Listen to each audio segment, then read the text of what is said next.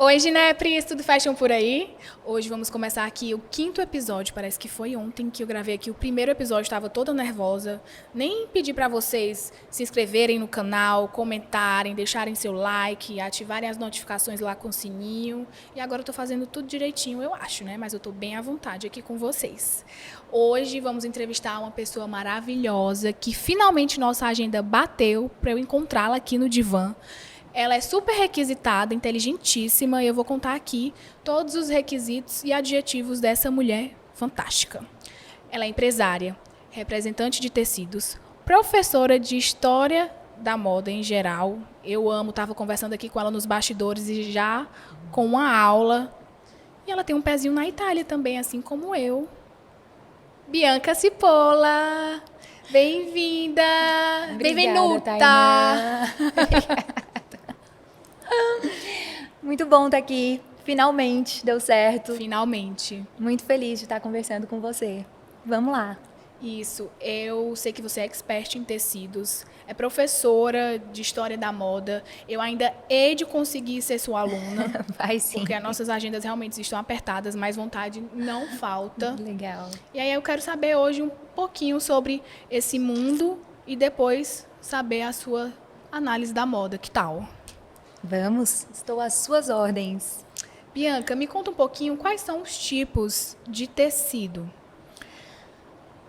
Olha, a gente pode classificar os tecidos de várias maneiras, quanto à coloração, quanto à construção. Então, se a gente pegar a classificação dos tecidos quanto à construção têxtil, a gente vai classificá-los em malha, plano e não tecidos.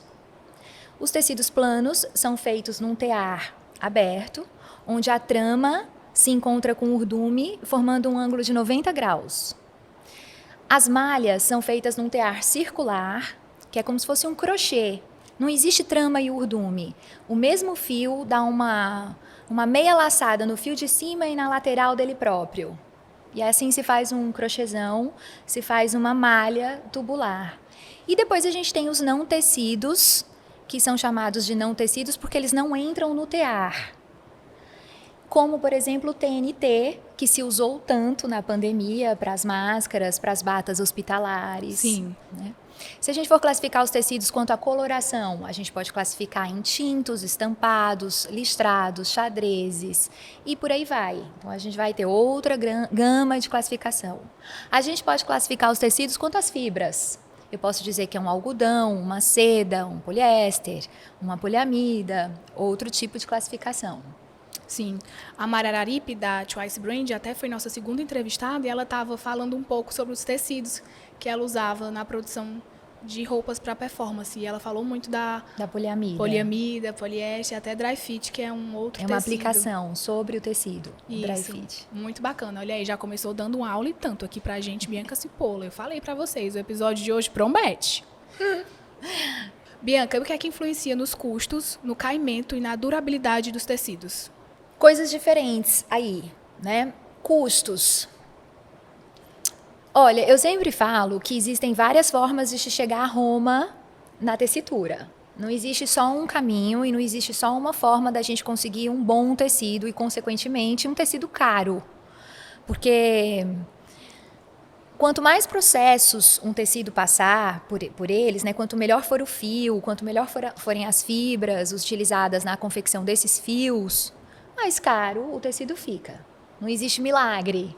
Para baratear o custo do tecido, as fábricas cortam etapas de acabamento, trabalham com fios mais grossos, com menos fios por centímetro, com fibras mais baratas, com fibras mais curtas, com misturas de fibras mais baratas. Então, assim, eu posso dizer que um tecido de seda nunca vai ser um tecido barato, porque a seda é a rainha, a imperatriz de todas as fibras. Sim. Ela sempre representou luxo, tradição, poder. Foi muito disputada ao longo da história, na rota da seda, né? Então, a fabricação de um fio de seda é um processo que vem da saliva da lagarta. Isso, né? Que, por sua vez, come a folha da amora.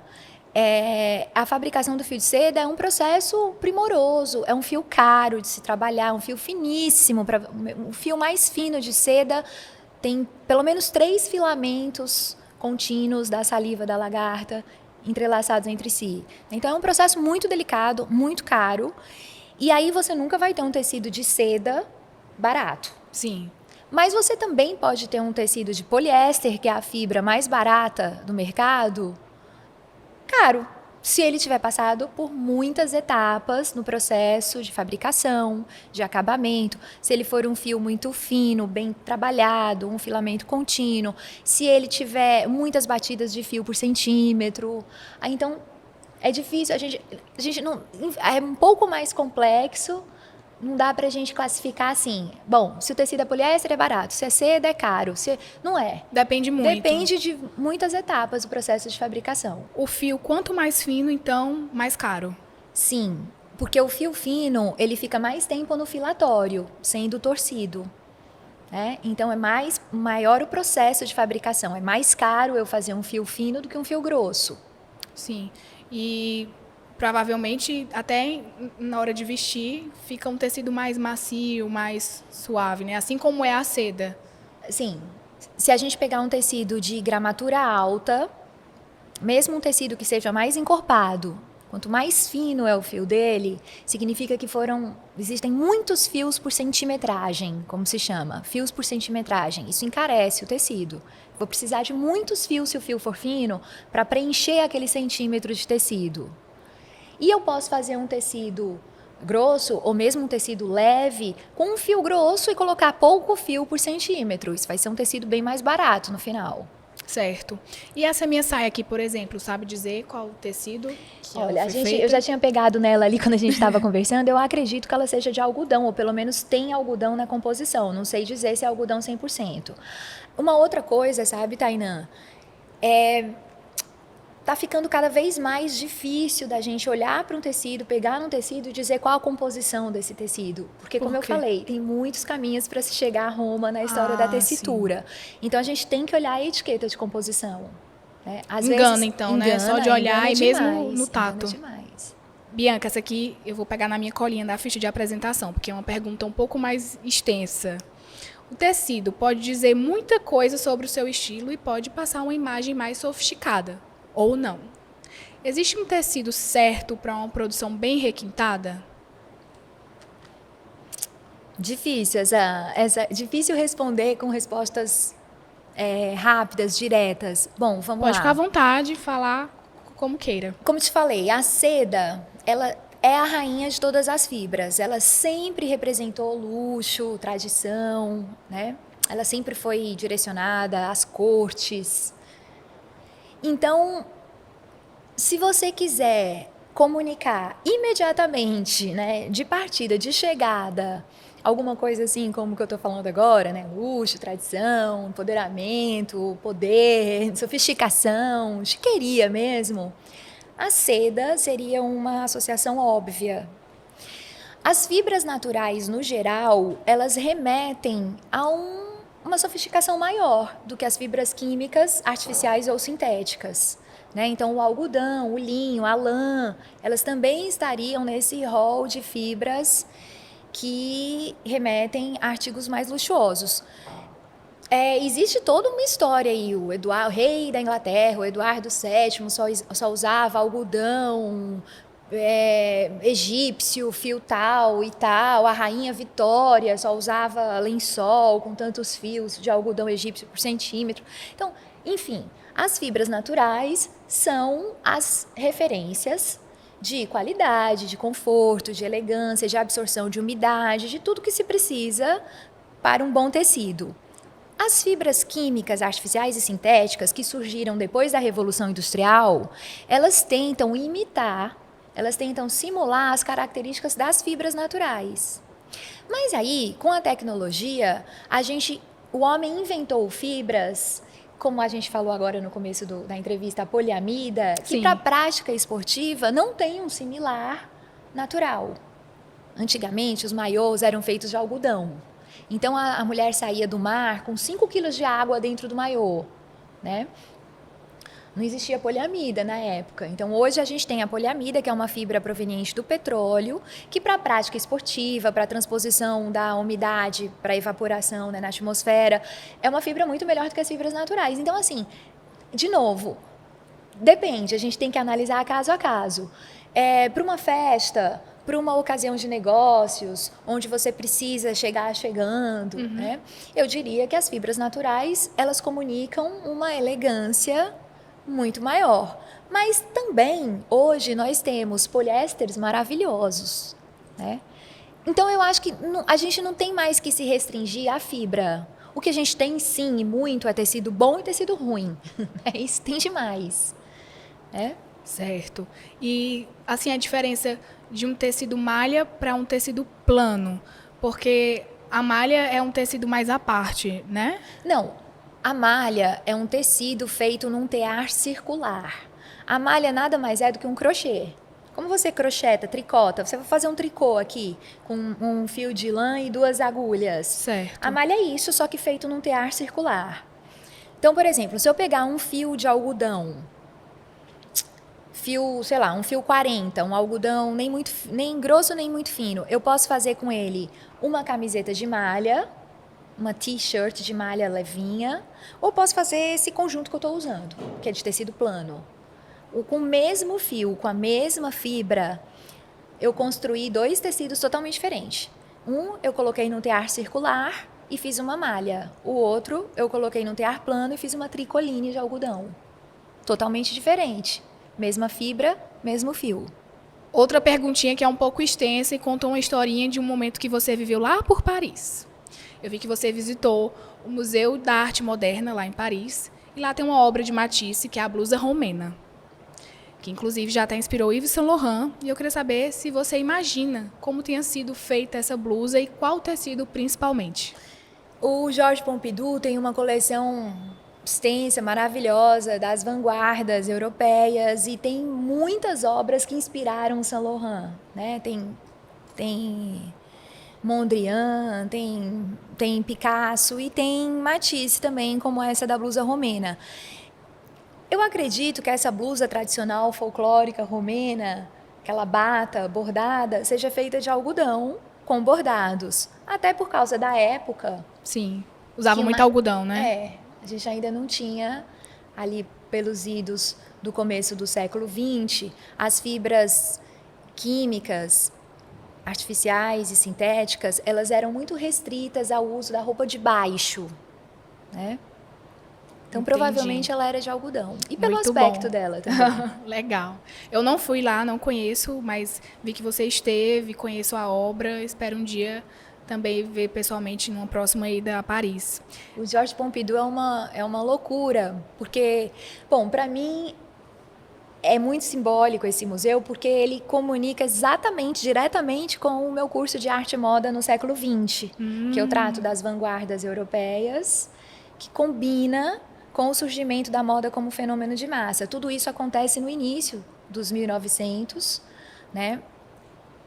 Principalmente em Paris, mas alguma coisa também na Alemanha, em outros centros. E, bom, Paris era onde praticamente tudo acontecia, das vanguardas, né, dos movimentos de ruptura da arte, e também onde surgiu o prêt-à-porter. Sim. Né, e onde acontecia, Paris, não era a França, era Paris, ditava a moda para o mundo inteiro. E os couturiers, os donos das maisons francesas que começaram a vender roupa pronta, eles conversavam, eram amigos desses artistas de vanguarda. Eles colaboravam, eles trocavam ideias, eles iam para os mesmos cafés, para as mesmas noitadas boêmias, eles trabalhavam, eles pensavam junto. E a moda como arte, ela nunca vai estar dissociada do contexto que o homem está vivendo. Sim, né? É verdade. Elas bebem, são fenômenos diferentes, mas que bebem das mesmas fontes estéticas, dos mesmos movimentos políticos. Sim, né? juntos. Enfim. Você falou aí sobre, naquela época, né, décadas atrás, que Paris ditava a moda. Hoje, no seu ponto de vista, como professora de História da Arte e da Moda, atualmente, para você, qual país, assim, está ditando moda continua Hoje sendo eu a acho que o França? Brasil é a bola da vez. Olha aí. A gente viu nas últimas passarelas agora, nos últimos desfiles, Chloé com samba, com bateria da Mangueira. Eu acho que a gente está num... Pode ser que nós estejamos entrando de novo num bom momento, como aconteceu com a gente lá por volta dos anos 60 e 70. Vamos ver. Existem algumas capitais fashion que são ótimas para pesquisa de moda no mundo, né? Eu acho que hoje eu diria Tóquio, Antuérpia, Dinamarca, Copenhague, mais especificamente, né? Antuérpia na Bélgica, Copenhague na Dinamarca, Tóquio no Japão. Acho que Milão continua um centro de referência, de design no geral, não só de roupa, mas de móveis, né? De tudo que é design. E acho que Londres também, especialmente para o street style. Bem né? underground. Bem sempre, underground, né? para esse foco. Apesar de que eu escutei pessoas que foram fazer pesquisa em Londres nas últimas estações, que Londres eles estão meio em crise. A história do euro não foi uma boa para eles, então eles não estão num momento assim muito efervescente da moda. Mas Paris, por exemplo, não é um lugar para você pesquisar moda. Paris reside na tradição. Né? Isso, eu tenho esse mesmo pensamento em relação à moda, né? Já não acho que seja mais o berço da moda. Não, Paris é sobre estilo, não sobre moda. Moda é um fenômeno de massa que precisa, como as vanguardas, a vanguarda europeia, o termo vanguarda, ele vem do seguinte, ele vem do exército, da guarda da frente, né? A vanguarda. A guarda da frente, ela precisava fazer o quê numa batalha? Perfurar o paredão do inimigo. E logo, esses soldados da frente, da vanguarda, eles eram engolidos, mortos, aniquilados, mas eram eles que penetravam a tropa do inimigo. Na arte e na moda, esse aniquilamento da vanguarda significa a absorção e a propagação do conceito para a grande massa, para o público em geral. Então, uma coisa é vanguarda até que ela seja um movimento muito novo, de ruptura, de quebrar padrões, mas a partir do momento que ela é absorvida pela massa, ela deixa de ser vanguarda, que seria a morte do soldado. Tô para pegar um caderninho aqui anotando tudo que você tá falando, porque, meu Deus, que aula. Mas depois eu assisto várias vezes esse episódio no YouTube, não tem problema. Eu não sei nem se eu tô me fazendo entender, tá claro? Tá, mas eu tô aqui besta, só olhando, eu não tenho muito o que contestar, não. Ai. Mas Bianca, eu falei, eu dei essa volta toda, eu nem lembro qual foi a sua pergunta. Eu respondi, minha filha, você nem enveredou sei. aí na história da moda e tá mais Foi que... respondido? Sim. Então, E, Bianca, você estava comentando sobre a seda, né, que vem da saliva da lagarta. Tem gente que nem sabe disso, né, que é assim que é formado esse tecido, que é o mais caro do mundo. Mas me fala a diferença para cachemir, que também é um tecido muito caro, né? Seda é uma fibra natural de origem animal que vem do casulo do bicho da seda. O bicho da seda, a lagarta do bicho da seda, quando morre ou está num processo de fim de ciclo de vida, ele se encasula na saliva, né? E essa lagarta Vai virar borboleta. vai virar borboleta. No caso da seda, antes que ela vire borboleta, você joga esse casulinho numa água quente e daí sai um filamento contínuo de 1 quilômetro de comprimento. O filamento mais comprido, mais homogêneo, como um canudinho de vidro, que tem mais brilho, porque é muito liso, então reflete os raios de uma forma muito homogênea, muito linear, e isso dá a percepção de brilho. E, só um parêntese, existe seda de casulo quebrado, Como que é? os monges tibetanos, budistas, indianos praticam essa prática para não matar o bicho. Eles trabalham com casulo quebrado. É uma técnica muito especial. É mais caro ainda, então? Mais caro e mais raro. Muito mais difícil. A lã, o cachemir é um tipo de lã. O cachemir ele vem da tosquia da cabra angorá. E é uma lã finíssima, que esquenta muito, mesmo com... Por exemplo, você ter um suéter de cachemir, a cachemir mesmo, original, né? Não é de fibra acrílica imitando a lã. Você pode tomar uma roupa levíssima, finíssima, que mal ocupa espaço na mala, mas que vai te esquentar muito, com um toque super gostoso, super sedoso, com brilho todo próprio. Então, não é só o cachemir, existem várias lãs provenientes da tosquia de animais como camelo, carneiro, né? Algumas outras espécies como cabra, como bois selvagens. Existem uma gama de animais que provê a fibra lã, da tosquia do pelo desses animais.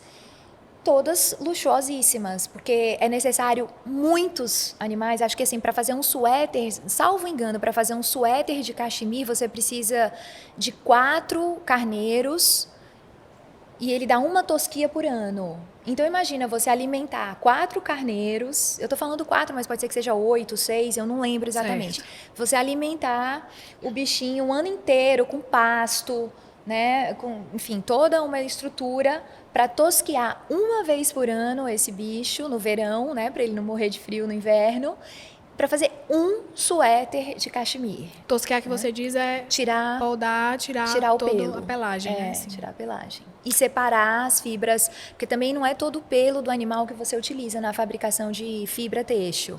O pelo mais comprido, que roça no chão, nos gravetos, esse você descarta. Você fica com um pelo mais curto, que fica por baixo desse pelo mais grosso e mais comprido do animal. Então, por isso que às vezes precisa de mais de um animal por conta dessa vários quantidade. Animais para fazer um suéter.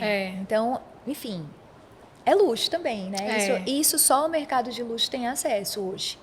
E essas peças, então, são peças eternas, assim, eu digo, quando o tecido de uma roupa é de cachemir ou seda, é algo que se deve investir realmente, né? A seda, ela é uma fibra frágil. Olha só, ela tem baixíssima resistência a detergente, ela desbota, a própria acidez do suor pode desbotar, pode mudar a cor da seda embaixo do braço, né, nas áreas de mais contato com o suor. Ela é uma fibra delicadíssima, mas ela também é a única fibra que resistiu ao tempo.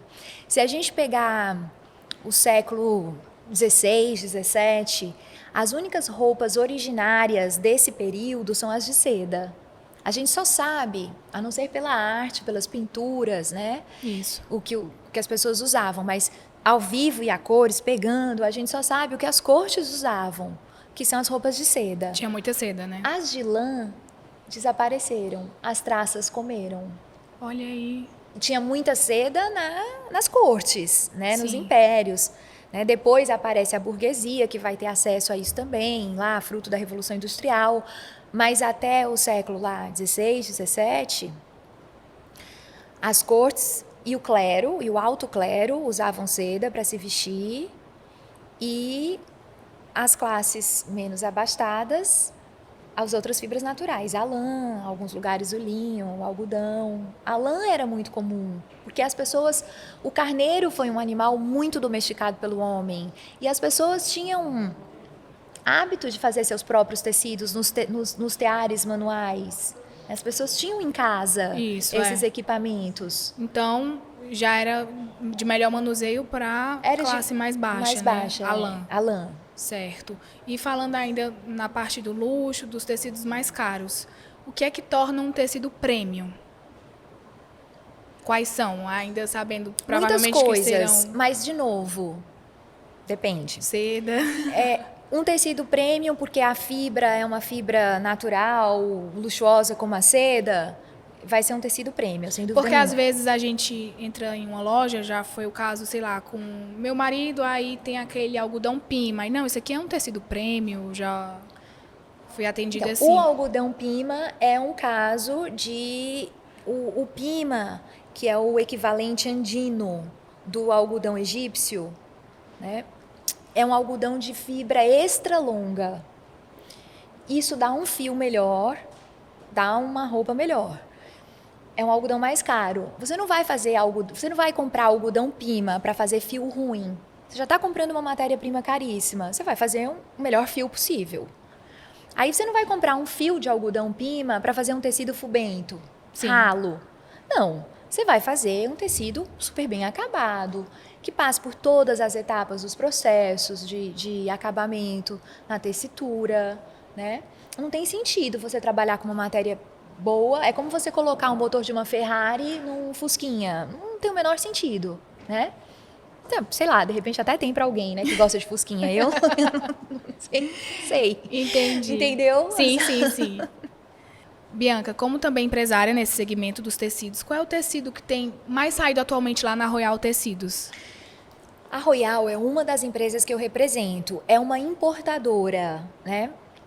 E apesar de ter tecidos lindos, maravilhosos, né? Cartela de cor super acertada, muito produto, assim, a coleção da Royal é extensa, cobre várias gamas. Enfim, eu acho que a Royal é o xodó de muita gente aqui em Fortaleza, né? Que E é compra muito linda tecidos. É muito sua linda. loja, A Royal é parabéns. muito linda, é maravilhosa.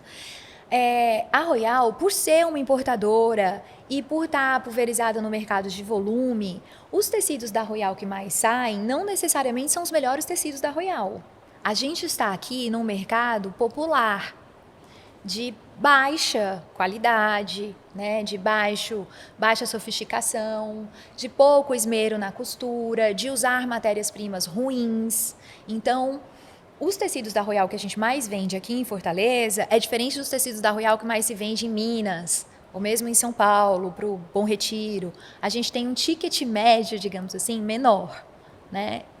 Se tratando de matéria-prima para confecção. Agora eu fiquei curiosa, vou querer saber tanto os que saem aqui quanto os que saem nesses Não, estados que porque a você Royal, falou. ela tem linho puro, ela tem alfaiatarias espetaculares, primorosas, né? Ela tem uma gama muito grande de produtos. Ela tem bordados chiquérrimos, crochês muito elaborados, guipis. Tem muita coisa muito sofisticada na Royal. No nosso mercado, a gente vende aquela alfaiataria sarjada de viscose e elastano, que a gente chama na Royal, o nome comercial dela é Dominique, né? Vende os mistos de viscose com poliéster, vende um produto mais bate-caixa, digamos assim. Certo. Então sai mais viscose. Acho que hoje os dois carros-chefes da Royal, eles são de viscose. Eu diria que a alfaiataria Dominique e o Calix. Sobre o jeans, a gente sabe que por muitos anos você teve uma marca exclusiva de jeans, a Cipolla Jeans. Eu queria te perguntar como é que foi essa experiência com a Cipolla Jeans. A Cipolla Jeans foi uma fase muito legal da minha vida, que nossa, foi uma experiência. Eu era a Cipolla era eu não via nem separação entre a minha pessoa física e a minha empresa, sabe? Mas é uma época muito gostosa que eu não tenho a menor saudade, nem a menor vontade de voltar, sabe, Tainã? Eu já ensaiei fazer pequenas coleções para venda online ou para eventos específicos, assim, fazer um lançamentinho, para participar de algumas feiras de produtos legais, tal, para me divertir mesmo. Mas não dá, sabe uma fase da minha vida que se encerrou, um ciclo que se fechou.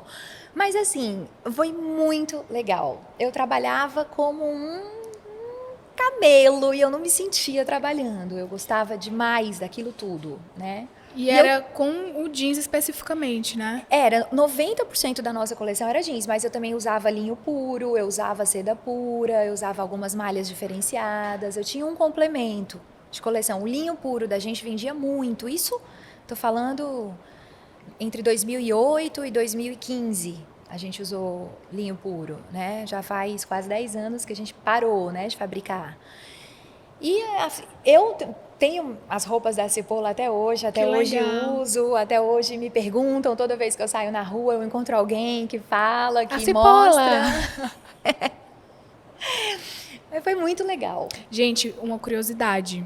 Eu estava até comentando com a Bianca aqui, antes de começar a nossa entrevista, que Cipolla é o sobrenome dela italiano. Ela tem 2 sobrenomes italianos, tanto da parte de pai quanto de mãe. E Cipolla em italiano significa o quê? Cebola. Cebola. E Bianca? Branca. Branca cebola. Cebola branca. Muito prazer. Cebola branca. Não, mas calma, uma curiosidade. Eu estava até perguntando para ela se ela queria que eu pronunciasse Cipolla, assim como era o nome da marca, ou Cipolla. Me chamam pelos dois, mas comum Cipolla, que é como se lê, né? Aqui no Brasil, em português. Bianca, e falando ainda em jeans, depois dessa experiência, como foi um pouco com a Cipolla Jeans, tem uma diferença do jeans e do denim, né? Conta aí pra gente. O denim é o tecido com que se faz a roupa jeans. Então, quando eu falo calça, é jeans. Quando eu falo tecido, é denim. O denim se chama assim porque lá por volta de 1800, um francês chamado Lévi-Strauss, que não é o sociólogo, é o homônimo dele, colocou um carregamento de canvas, tinta com pigmento azul índigo, encheu uma caravela, uma embarcação disso e foi para os Estados Unidos, para a costa oeste americana, vender esses tecidos para a corrida do ouro, para mineração, com o intuito de vender esses tecidos como barraca para os mineradores. Só que chegando nos Estados Unidos, ele não conseguiu vender a lona azul dele para barraca. Aí ele teve a ideia de fazer aqueles jumpers, aqueles macacões, jardineira rebitada, com alças rebitadas para colocar o martelo, para colocar as ferramentas de mineração e vender como farda, como uniforme para esses trabalhadores, e aí deu certo. Então, nasceu aí a roupa jeans, que via de um tecido que era proveniente denim. Aí denim ficou denim, né? De Nîmes, que era o nome da cidade, Nîmes, na França. Legal. E então, aí virou o denim e depois ele só tomou uso, assim, corpo e forma na roupa do cotidiano na década de 60, quando James Dean, ator irreverente, jaqueta de couro, camiseta de malha branca. A camiseta de malha branca era o underwear da roupa masculina. Não se usava a camiseta regata de malha branca para fora. Os homens usavam a camisa de tecido, mas tinham que colocar essa combinaçãozinha de camiseta de malha, que era como se fosse um sutiã masculino, para não marcar os pelos, o peito. Sim. E aí o James Dean, na sua irreverência, usa a calça jeans, a jaqueta de couro e o underwear embaixo da jaqueta de couro. E aí ele lança todas essas modas, né? A moda da jaqueta de couro, a moda da calça jeans e a moda da camiseta de malha. Que tem muito homem que ainda usa até. Meu avô, por exemplo, ele só usa a camisa branca com a combinaçãozinha dele. O underwear dele por baixo. Por baixo, né? Vem daí. Qual é a marca que você acha que melhor trabalha os tecidos atualmente? Assim, sua marca favorita, aquela que você olha assim, suspira, com caimento da roupa, que você admira? No Brasil, no Ceará ou internacionalmente falando? Pode ser um geral e pode ser também no Ceará, no Brasil. Olha, internacionalmente falando, o mercado de luxo, e aí a gente vai entender por mercado de luxo essas marcas dos conglomerados mesmo, né? Do grupo LVMH, Gucci, Grupo Prada, enfim. É muito difícil nós, mortais, concorrermos com ele. Eles são a referência para o mercado de luxo, o céu é o limite, né? Então, assim, eles estão, infelizmente, anos-luz da nossa realidade. No Brasil, atualmente, eu tenho gostado muito da Andrea Marques, porque ela trabalha algodão na essência, algodão, coleção inteira de algodão. E algodão, para mim, é o que tem de renew, de refresco, de novamente novo. Gostoso de vestir também. Apropriado para o nosso calor, com uma estruturinha, um corpo bacana, porque acho que ninguém aguenta mais aquela coisa languida da viscose. Ninguém aguenta mais tanto poliéster ruim, né? Então, eu tô muito fã do algodão. A Premier Vision, que eu fui agora em julho, mostrou o algodão também como... A Europa, não existe mais viscose na Europa, acabou. E eu acho que a gente está também... Já a gente chega lá, né, nessa virada. A viscose é muito poluente. É uma fibra que a gente precisa realmente cortar, né, das nossas coleções.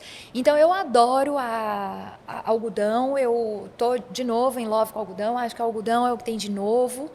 E a Andrea Marques é uma marca que eu gosto demais, comunica muito com assim, a minha faixa etária, meu estilo de vida e tal. Eu acho muito Muito legal, peças para a vida toda. Ela foi estilista da Maria Bonita Da Extra. Maria Bonita Extra, ela saiu para fazer carreira solo, ela já tem uns 10 anos que ela tá com a marca dela. Ela é linda, o trabalho dela é lindo. É tudo algodão, só algodão. Ela é uma das, tem várias que eu gosto, né? Tem muita coisa boa. E aqui no Ceará? Aqui no Ceará, eu digo assim, pelos meus clientes que mais investem em matéria-prima diferente, que estão antenados e que compram matéria-prima boa, a Deep. A Deep é meu maior cliente hoje, disparado do segundo lugar, que não é Magazine, né, que é marca própria. Sim, sim. Ela, a Ana Paula, a proprietária da marca, é muito antenada, tá sempre lá na frente, né? Show. Eu gosto muito do trabalho do Yuri Costa. Amo. Compro muito dos dois. Sim. O Yuri Costa também, ele é um cara que ele chega no meu showroom, ele quer ver o que ninguém comprou, o que ninguém está usando, quer ver o diferente, né? E isso é maravilhoso, porque tá tudo tão igual, tão cansativo e tão monótono, as pessoas estão com tanto medo de arriscar, né? E tem tanta coisa boa para ficar vendendo só alfaiataria Dominique, Calix, entendeu?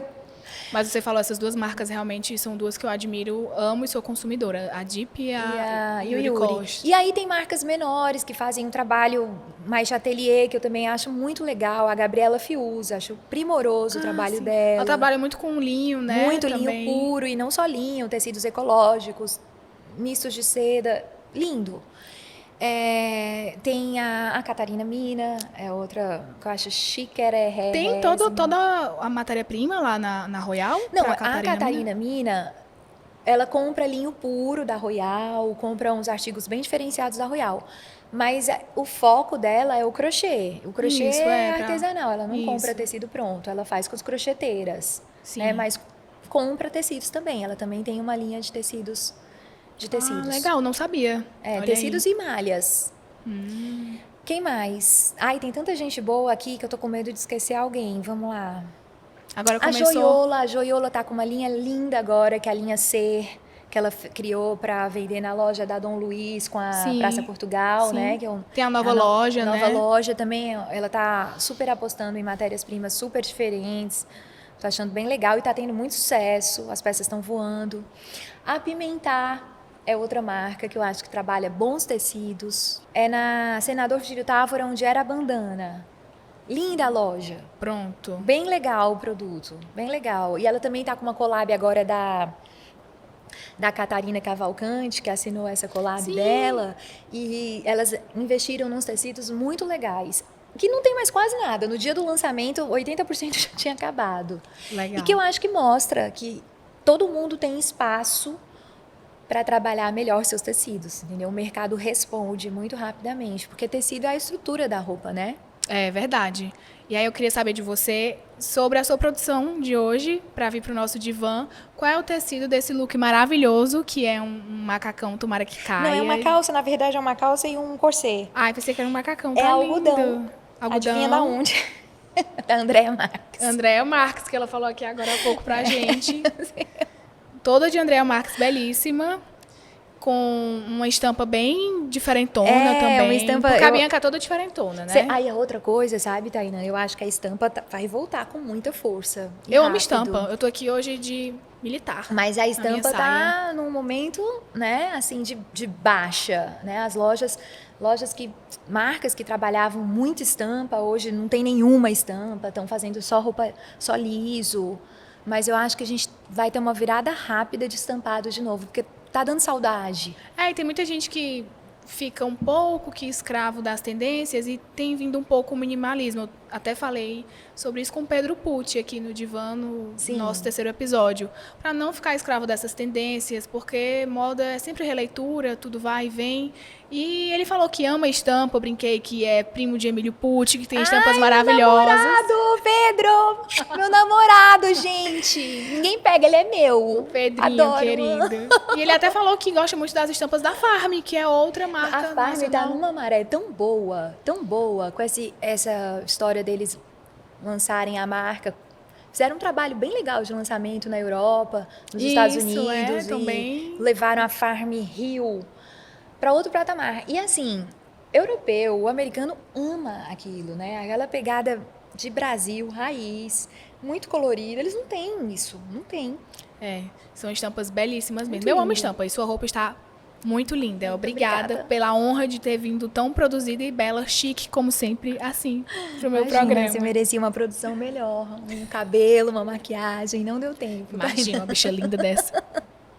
Bianca, além dos cursos de tecidos, quais foram os outros cursos que você lecionou? Eu tenho 3 cursos, um que eu parzo com Pedro Boaventura, que é o Arte Brasileira para Criativos e Curiosos.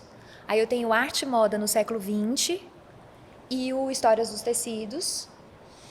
E no meu espaço, eu estou começando a abrir para outras pessoas darem curso lá. Então eu trouxe do Rio o Manuel Ricardo, agora em setembro, que ele deu um curso lindo, lindo sobre Walter Benjamin e o pensamento do Walter Benjamin.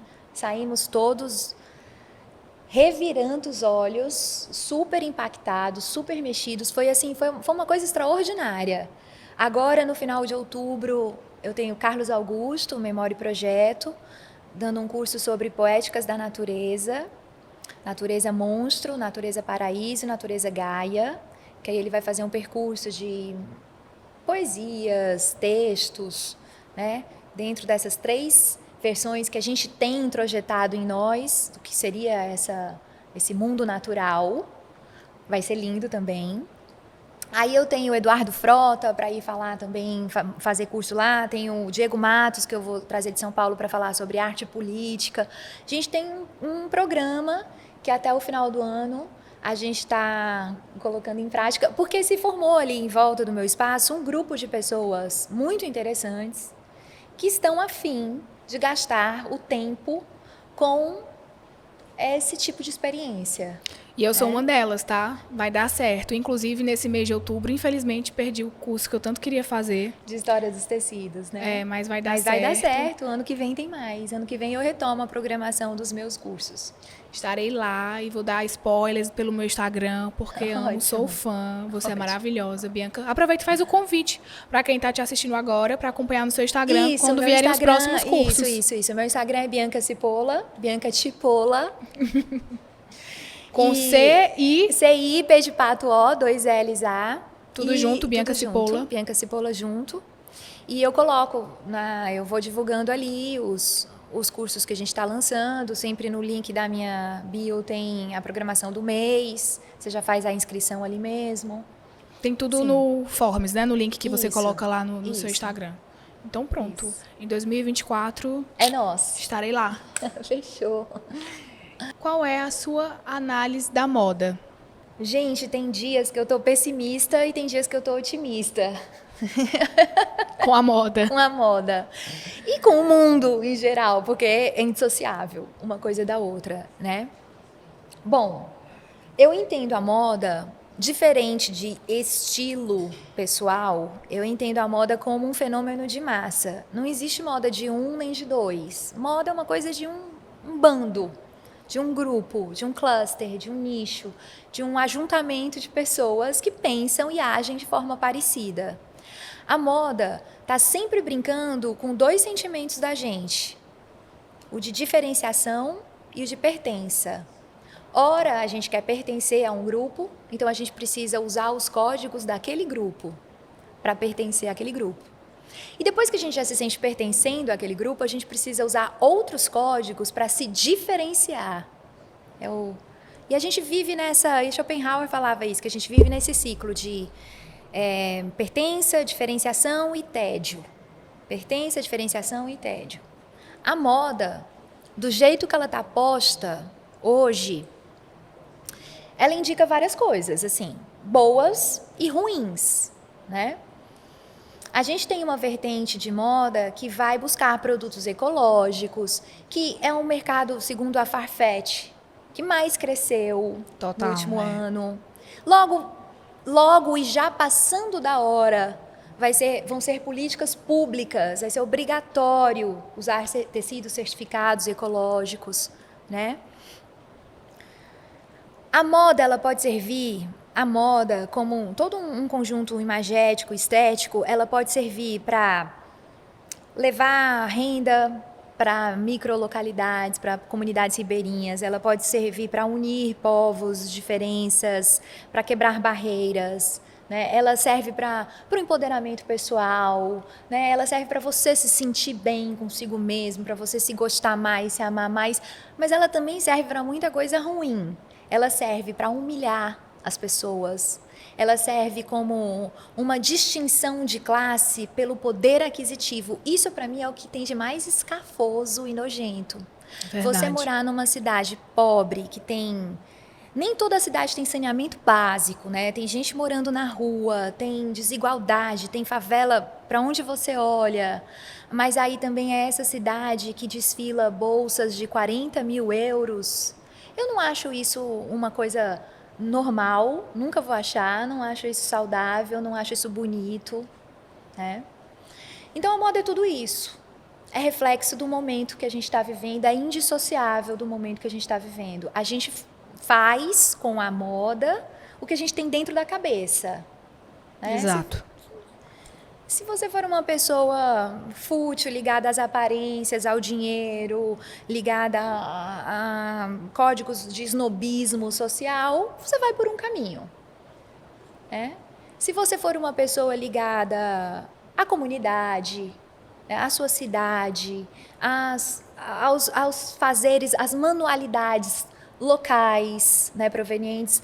Poxa, aqui no Ceará, a gente tem ouro que já vai se acabar, porque as filhas das rendeiras não querem mais fazer o trabalho de rendeira, com toda a razão, porque graças a Deus elas têm oportunidades melhores, porque o trabalho das mães, das avós, não é e nunca foi valorizado, né? Mas a gente está numa cidade que a gente tem renda, crochê, um monte de tipo de artesanato, cestaria, né? Linho também. Já foi, né, a capital. Hoje o Brasil não tem mais um linifício vivo, né? Todos os linifícios fecharam. A Braspérola, que era o maior deles, exportava um monte de coisa, de uma produção gigantesca, fechou as portas em 2003. Foi a última a resistir, assim. Hoje o linho que a gente usa aqui vem da China, né? Vem todo da China. Então, assim, uma série de questões. A gente tem na indústria têxtil de confecção, no estado do Ceará, o maior arrecadador de ICMS do estado. Disparado do segundo lugar, que é a construção civil. Mas não existem políticas públicas. O governo não olha para a galinha dos ovos de ouro, quando muito atrapalha, sabe? A feira da madrugada aí, que o Roberto Cláudio, prefeito, foi lá fazer, a feira lá da Marquise. Isso acabou com o emprego formal, acabou com as confecções formais, né? A carteira assinada acabou no chão de fábrica. A gente está de frente de muitos desafios. Aí tu vai me chamar para uma próxima conversa, só para a gente ficar metendo pau. Não, mas já amei. E pode falar, eu tô aqui muda. Porque só eu pra concordo gente ficar falando mal de tudo tá errado, para ver se alguém escuta a gente e muda. Toda a sabedoria dessa mulher, olha. Aqui minha equipe atrás, toda aplaudindo. Amei, de verdade. Eu que amei, delícia estar aqui, gente. Obrigada. Parabéns, muito obrigada. Adorei. Eu concordo com tudo e você é muito sábia, muito inteligente. Bora tocar essas ideias pra frente, porque é assim que a gente muda o mundo. É sim. Né? Meus cursinhos lá, eu tenho essa ideia, né? Eu tô aqui falando para 8 pessoas, 10 pessoas, mas é o meu jardim de Epicuro. Epicuro, filósofo grego do final lá da decadência da civilização grega. Epicuro viveu numa fase que é mais ou menos o que a gente está vivendo hoje no Brasil, de falência das instituições, de corrupção, de supertaxação de impostos. A população era extorquida, violenta, um período violento da Grécia. E o Epicuro juntava os jovens e os amigos, filósofos, num jardim que ele tinha para cantar música, recitar poesia, ler textos, para celebrar as belezas da vida, que era uma forma de contrabalançar a negatividade do sistema e da falência daquele momento. Então, eu acho que a gente tem, nesse momento, que fazer mais isso mesmo, espalhar ideias, levantar a voz, comprar causas. Você né? tem meu WhatsApp, né? Me chama, Epicuro. Pode contar Vamos comigo. organizar uma passeata, né? Vamos nessa, conte Vamos comigo. fazer um flash mob. Fazer Sim. um flash mob aí pela cidade. Maravilhosa! Muito obrigada, Bianca. Obrigada, Amei, você é uma nossa. fofa, uma linda. Essa foi a nossa análise da moda com Bianca Cipolla, ou Tipola, como queiram. Ela deixou vocês aqui bem à vontade. Cebola branca até. Cebola Ficou branca aí a também atendo, brincadeira. respondo. Gracinhas à parte. Ela é um gênio da moda, literalmente. Vocês viram aqui só um spoiler do que acontece nos cursos dessa mulher impecável. E eu quero pedir para você deixar um like aqui se tiver gostado. Engaje aí também nos comentários, compartilha e se inscreve no canal. Não se esquece para ter muitas temporadas, muito mais episódios. E fica aí o meu beijo. Até o próximo episódio. Tchau, tchau.